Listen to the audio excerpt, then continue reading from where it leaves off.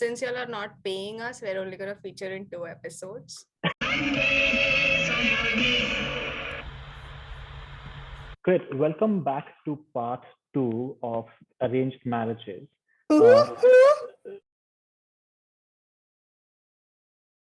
Time we left off on a cliffhanger, wherein I brought up that point, but then Rahul was really asking more on that, which was where do you draw the line between compromising on your principles, if at all, and meeting halfway to your partner?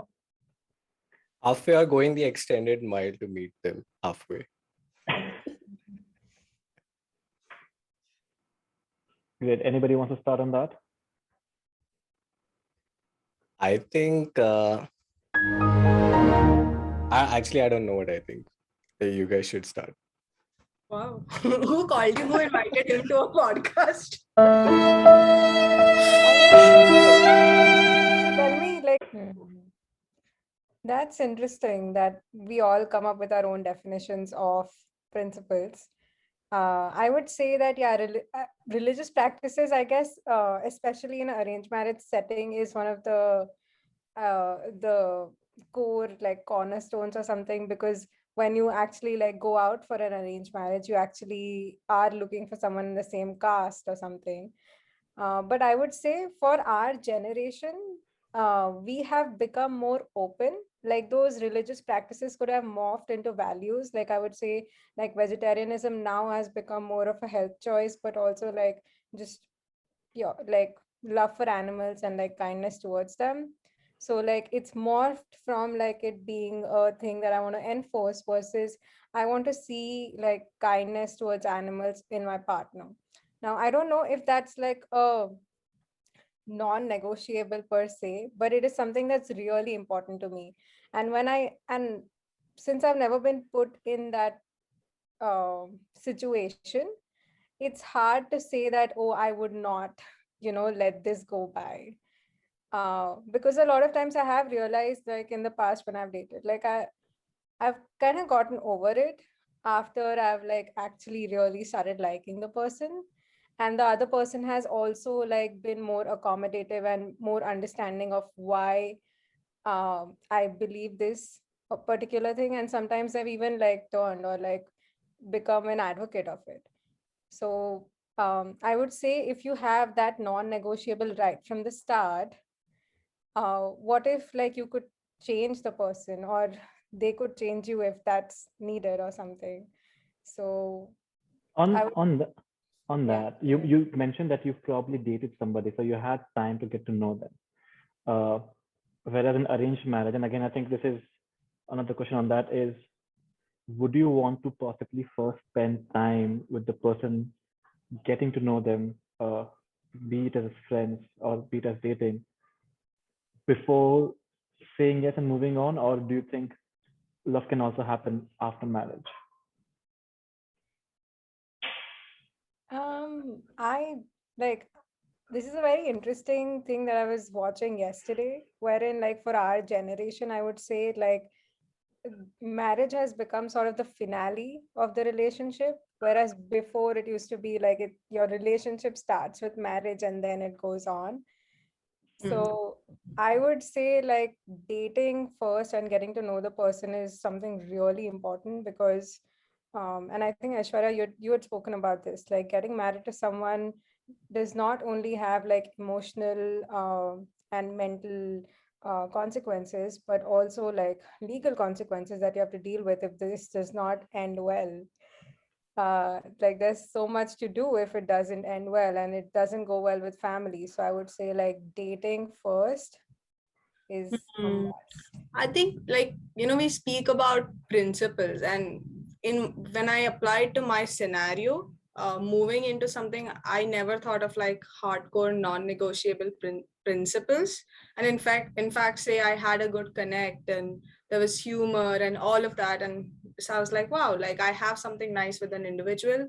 But I was also sort of in my early 20s, so a time of my life where I guess we do tend to think about our careers and all of that. And as I was sort of, I'm still a chill person, but I think, our parents, like, we also think like, what next? If we're doing this, are we going for a future education? And I was seeing this individual who was a really good person, but I kind of started noticing that he was not very kind of driven or focused towards his career. And in the beginning, I didn't even realize it. I didn't even think that would potentially like put me off, because he's a great person and I can connect. But if I was trying to think of it more long term, I realized like for me, it was difficult to be on board, like being with an individual who is not really thinking in terms of having a career, or like even just putting off things that seem important to him but don't he doesn't act on it. And for me, I was like, I don't know whether this is a very long-term thing for me, because it's sort of putting me off. I feel like my Okay. experience is built into me, that sort of things that I really expected from the partner. Because college mein, it's great. Like you can date whoever you want and you can date for as long as you want, and it is amazing. And once you're out of college, then the expectations change. Then family is like, देखो job नहीं मिला, तेरा placement नहीं हुआ, शर्मा जी के बेटे को देख, उसका प्लेसमेंट हो गया, उसका पैकेज देख, इसका पैकेज देख, उसका पैकेज देख. And so in all of that, you sort of I guess you lose your way in terms of investing yourself into the relationship, and you're more lost into trying to find a job and trying to just fit into other people's expectations, especially your family. And that sort of took over my mind. So after 22, when I graduated from engineering, it was all about finding a job, and then that made me really sad because मैं mechanical engineer था और placement तो कुछ था ही नहीं college में. So I had to go out and find out what else that I can do. And then the next logical step is actually to just delay that process, right? Just uh, delay the process of finding a partner, or just delay the process of your family asking you what next. And most people do that by just going for higher studies. Um, and so that time in which I felt the loneliness and missed the kind of connection that I had, that I built up in college, in engineering college, that I didn't have here in Canada, that sort of instilled the principles that I have now, which is to find a human being that just shares the kind of connection that other people can only dream of. Like there's a mental telepathic connection. That's something that's really hard to find, but it is possible to find. And once you have that kind of a human being, then there's no going back. Then there's nobody else that can be better than that, right? This makes the arranged marriage scenario look grim. In the whole setup, what I picked up was, mummy बोलती थी, but ये उम्र में बच्चा ये करना चाहिए, ये उम्र में ये करना चाहिए. And Rahul actually said that. He went like, after 22, my brain started operating in that priority space. So do you guys also like felt that, like, you saw that your dating life sort of taking a back burner, or if you're trying to focus on your career, did people feel like they can do all of it together, or one thing had to take a priority over the other? And just to add to that question, did that lead to arranged marriage now? Well, I guess none of us are married. I mean, like, look, Yeah. getting into this arranged marriage stuff now. I think at least my understanding recently has come to the point that the timing is important. You could be with the same person, actually, like you said, but the time makes a difference as to what they are looking for and what is their priority in life. At a certain point, if it matches with your priority, then. I And I guess think, that's why, like, oh, go ahead, sorry. so I think that is easy in relationship because you get to see the person progress over the years, right? So you grow with them. But in arranged marriage, you only get a window, and if you meet the right person in the right window, I think that makes a huge difference there. And just to add to that, like, that's why some people meet like 50, 60 guys or girls, and they still don't like find the person that they can settle down with. And some person might just meet one person and they just settle down with them. Like because in that arranged marriage scenario, that is how it works, right? Like you keep on meeting people till you find the one that you want to be with. And for some people it happens so quickly, like you'll hear they met in like May and they're getting married in what, next 6 months or something.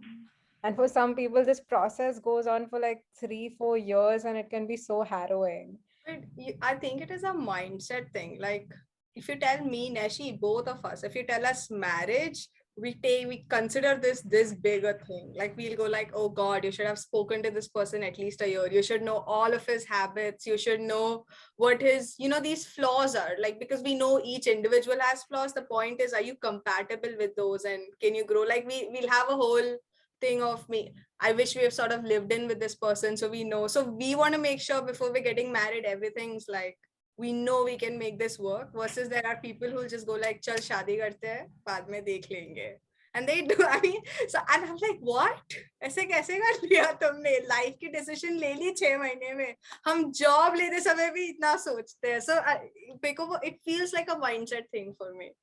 पर मेरे को एक गलत या दूसरा सही है ऐसा नहीं लगता. Yeah, like I agree. I mean, yeah, but and one more thought that I struggled with has been, you spoke about, like Yusuf, you spoke about, oh, sometimes you have to be in the right mindset, stars have to align and all of that. And while I was probably having like a shaky relationship of sorts because I was always in a different place or whatever, I've seen friends that have been together for an entire decade or like 1.5 decades, like they've met in college and made it through. And it's not like their life didn't come with challenges or they were not in different spaces or something like that, but whatever it is, like they sort of made it work no matter what.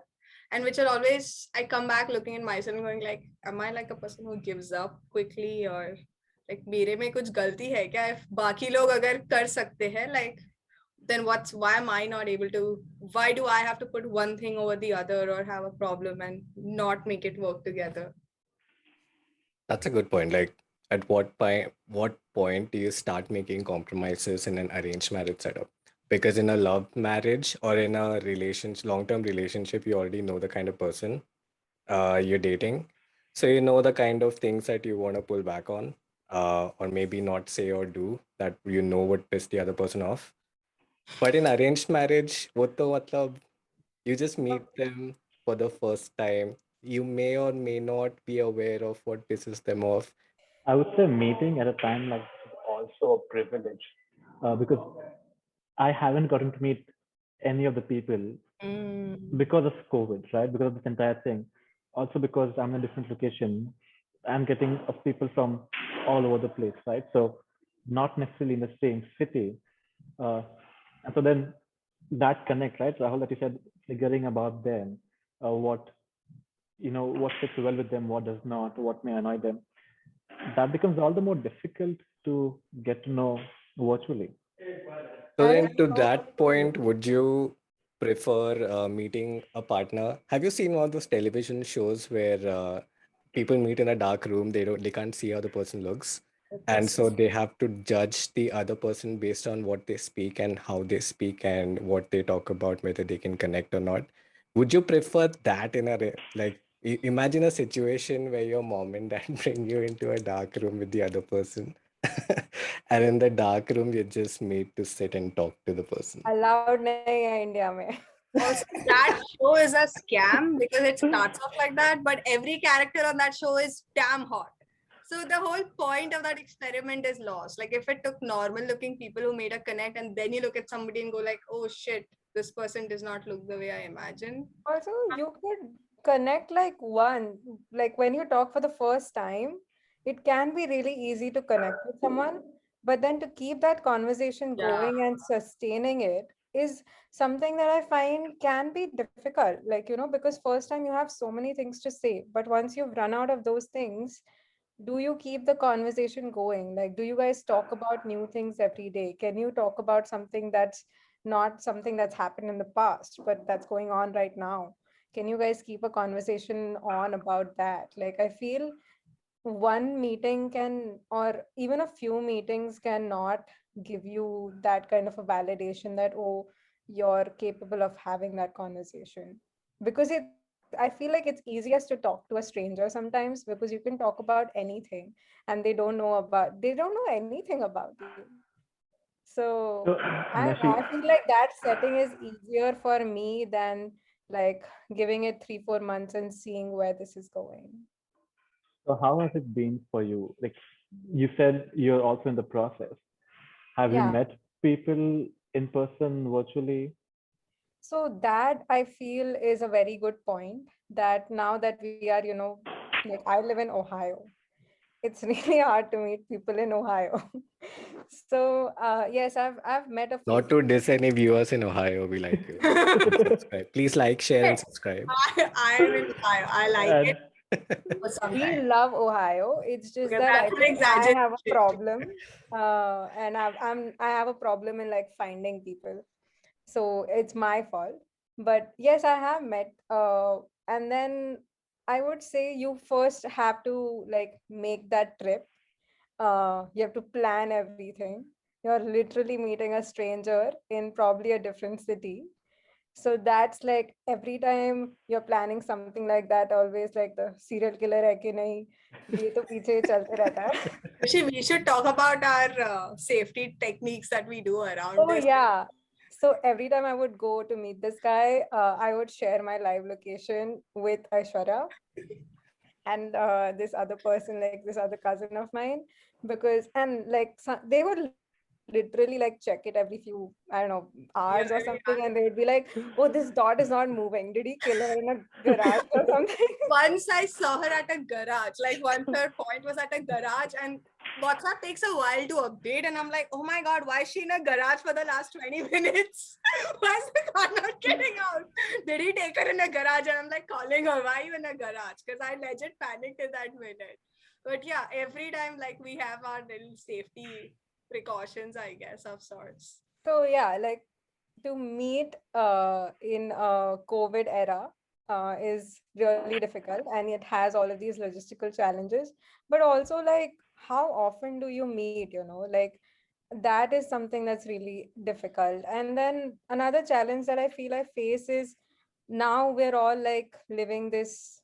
We have a job, so that's 9 to 5. Then you maybe go to the gym or like work out a little bit or like do exercising or some kind of thing, so that goes on till what, 6 7, then you have dinner that goes on till like 8 9, whatever. Where is the time left to actually talk to this person, connect with this person? And you're tired like throughout the day. So I would say it's really hard when you're not in the same city and you're trying to like date. And also like you never know, like if this person has had a bad day or something, and then you start thinking that, oh, they're not responding well, maybe this is not working out. Like every, especially in an arranged marriage setting or in a when you're looking for a long term relationship, every encounter that you have with this person, you make a few notes to yourself that, oh, maybe, he said this, so I guess it's not working out, or maybe he's not interested. Like, there are so many thoughts that keep on going on in your head, and you'll discuss it with Add your to that. friend. She notes it down, and then we take a pad and a pen and we just sit down together and we Please. analyze this step by step process. No. No. God. but I guess that's the thing, right? Nashi said that it's difficult to find time. Whereas I feel if you would have had genuine interest in the person, at least that's how I feel it, or have if I've experienced it, that you would possibly make time if you actually like the person, if you want to take it forward, regardless of the 9 to 5 and the gym and cooking, all of that, you would still make time.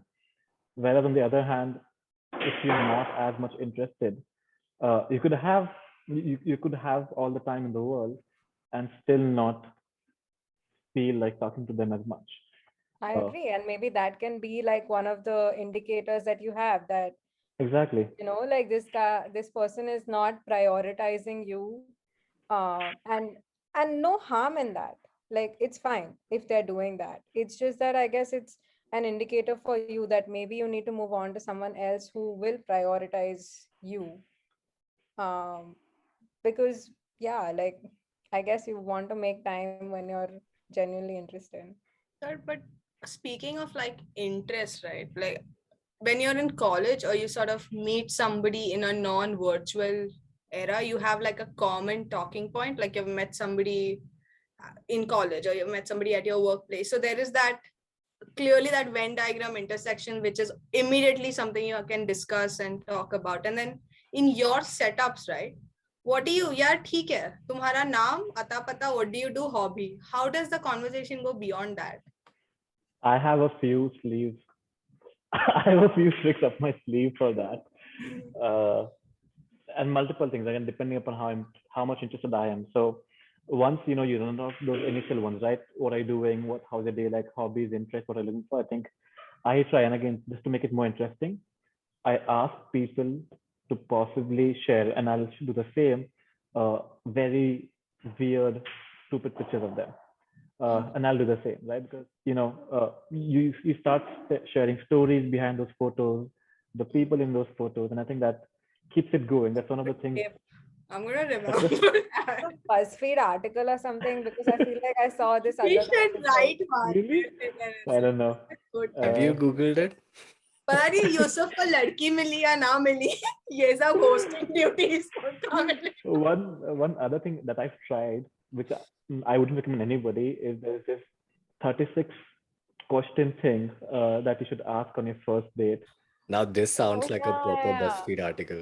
No, it is a proper It's a BuzzFeed. legit thing, yeah. Yeah, but I've tried that and it doesn't work really, because most of those It questions. doesn't. Let me tell you why. Maybe haven't worked. It haven't worked for me. I'm clearly that's why I'm here now. But it hasn't worked for me because most of those are hypothetical questions, right? Putting you in situations that you possibly haven't been in. So then you're really judging people based upon how witty or clever answers they can give and all of that. Versus when you speak about things that have already been in your life, right? It's easier to speak about that. It helps them open up. It doesn't feel like an interrogation to either of you. That's how I've come to realize. I did those 36 question things with the first few. I never got to complete all of those because I used to do that over text. I used to do that. 36 is a I long would list. say, although if you did it in like a video call setting, do you think that that could be like a starting point to share some stories or something? And then you need not stick to like, okay, question, answer, but maybe like, oh, you question, and then this leads on to like some other story, another story. And like your task is not to finish the 36, but at least get some intimate conversation started. Yeah, I've definitely tried that as well. It And- has helped, but again, sorry, what? But And- that has to do with the kind of comfort level you create with the person. Exactly. So I think it's difficult, and this depends so much on the person, really. Like if they are comfortable, you can possibly go on with some of that. If not, it could really just be very question and answer, and not sharing stories. So I don't know. It's very like I'm not going to try that out at least for a good time now. It could possibly work better in person, I guess. I feel like these are all business opportunities. Like we can create our own Jeevan Sathi, but include all these features in them. 1 minute. Since y'all are not paying us, we're only gonna feature in 2 episodes. Talk about it. I feel like the line between arranged marriage and love marriage is getting blurred now. Like all these techniques you can just apply in a dating world also. You don't need an arranged marriage setup. But that's If you were in that process, you would know better. Okay, one fan question for the group here. How important is physical attraction, especially in the arranged marriage thing? Because very. okay. Did not think for a minute. Because I feel like that's the first impression, no? Yeah, पहला impression अच्छा होना चाहिए. I'm just gonna say any guy I have liked, I have never liked like देखते ही मुझे प्यार हो गया, कभी नहीं हुआ है ऐसे. Like gradually I've just learned as somebody, then I'm like क्या ये सुंदर इंसान है? And then Oh. प्यार से भी ज्यादा क्या उसने तेरा attention pull किया? क्योंकि I guess in an arranged marriage setting, the looks is what pull attention. Although I would say that as people go more into the process, like they become more seasoned, I would say they would start to realize that they need to look beyond looks. And also, like, as you become more seasoned, you become more old, and times are Look more ugly, Arranged so you marriage won't get legend. enough matches. That makes sense. But I think so. My thoughts on that is again, that shouldn't be a deciding factor, at least in the arranged marriage process, because you don't get to see the person be with the person. But I think it plays a huge part. Uh, and this is my analogy of it. Okay, so and I thought of this especially recently when Jeff Bezos launched the rocket, right? So if you think of the arranged marriage process as a trip together somewhere, right? For the rocket to launch, you need the thrusters. And even though once you reach suborbit or maybe before that, those drops, because the main thing is the payload, you still need those thrusters to uh, lift it lift it off the ground, right? So I think that's what the physical attraction piece does. Having that, I think it kickstarts the relationship. You are more vested into the person in getting to know them. Versus if that wasn't there in the first place. हमने arrange marriage and rockets के बारे में सीखा आज। and हमने prove कर दिया हम कट्टर इंजीनियर्स हैं. To episode 3, Yusuf's marriage, episode 4, Naishi's marriage. अबे चल अबे चल अबे